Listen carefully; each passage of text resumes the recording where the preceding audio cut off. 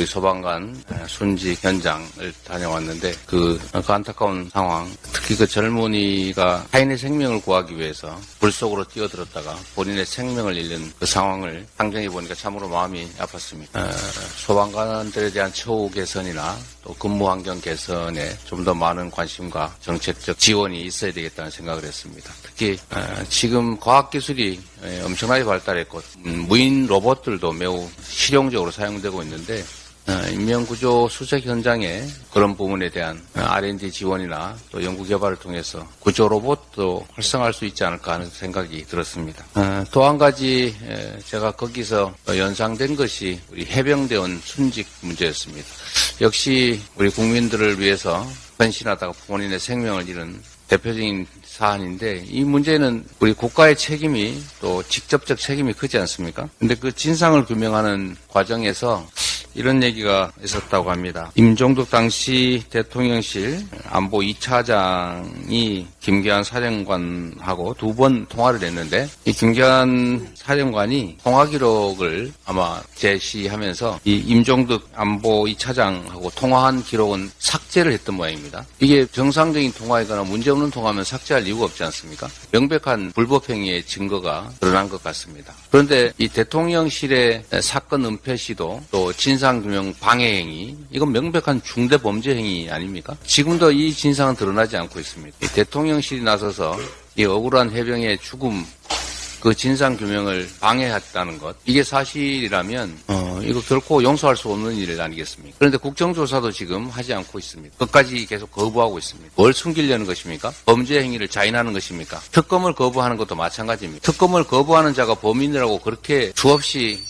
주장하더니 이제는 왜 특검을 거부합니까? 본인이 범인임을 자백하는 것입니까? 해병대 순직 사건 그리고 해병대 순직 사건 조사에 대한 방해행위, 은폐행위에 대해서 즉각적인 국정조사에 임하기 바랍니다. 요즘 정부 여당의 행태가 도저히 이해할 수 없습니다. 이게 정상적인 국정을 운영하는 세력인지 도저히 이해할 수가 없는데 지금 준비는 안 됐을 것 같고 그래요? 그거 한번 잠깐 보여드리겠습니다. 저도 한번 너무 어이가 없어서 보여드리려고 합니다.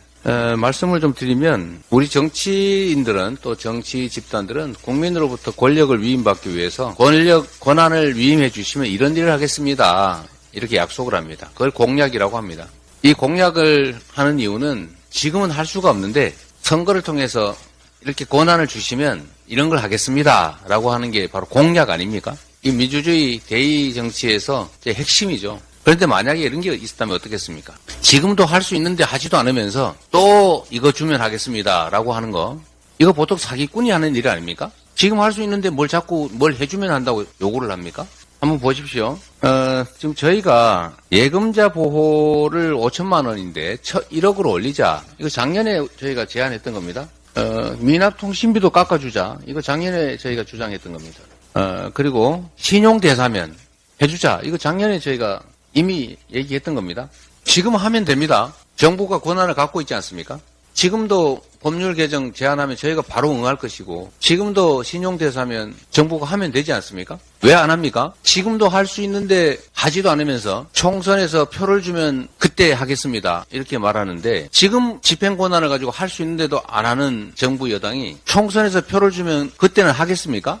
이거 말고도 수없이 많습니다. 심지어 자신들이 대선 때 약속했던 거, 지난 총선 때 약속했던 거 다시 반복해서 또 공약하는 거 앞으로 수없이 나올 겁니다. 이런 거는 국민의 주권을 위임받겠다고 하는 정상적인 정치 집단이 하는 일이 아니라 사기 집단이 하는 거라고 생각이 됩니다. 누가 그러던데 정책 사기라고.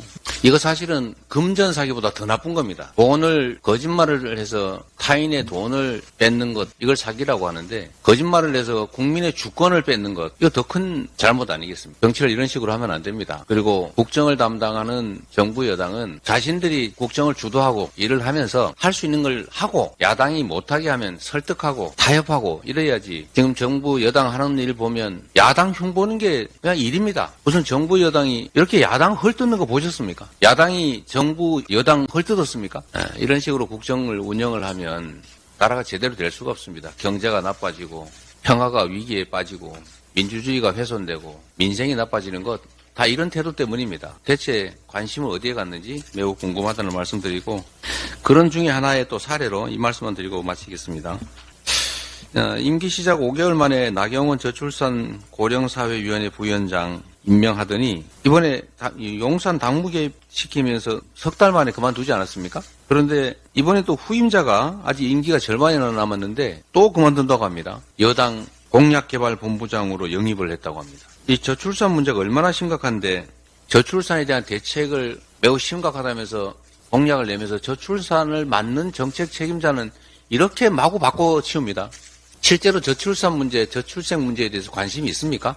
관심이 없기 때문에 이러는 것입니다. 맡겨진 정치 권력을, 국가 권력을 자신들의 정치적 이익을 위해서 남용을 하느라고 이 국정을 팽개치는 것 아니겠습니까? 이렇게 하지 말라는 말씀 드립니다. 이거 국민들이 용서하지 않을 것입니다.